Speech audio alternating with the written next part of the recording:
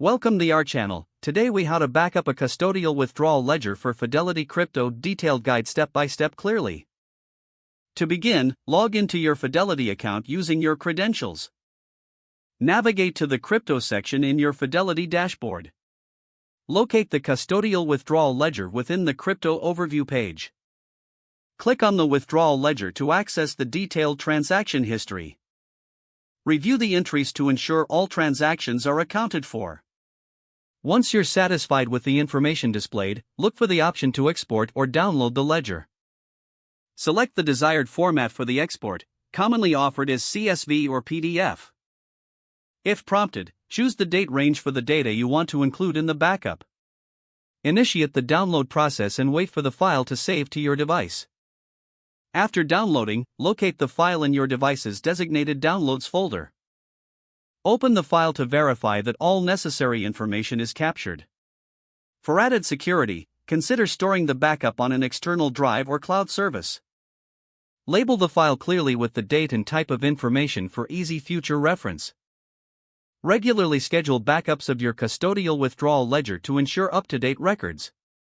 This will help you maintain accurate financial statements and stay organized over time. Remember to periodically check for any updates or changes in Fidelity's interface that may affect the backup process.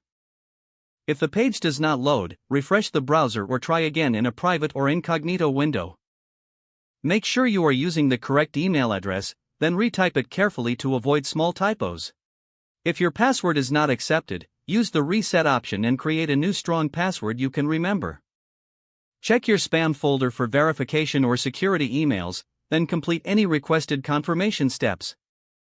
Enable two-factor authentication if available to improve account security and reduce unauthorized access risk.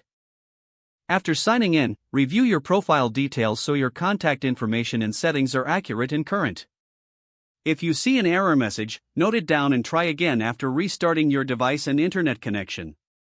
Log out when you finish, especially on shared devices, to keep your account and payment information secure. If the page does not load, refresh the browser or try again in a private or incognito window. Make sure you are using the correct email address, then retype it carefully to avoid small typos.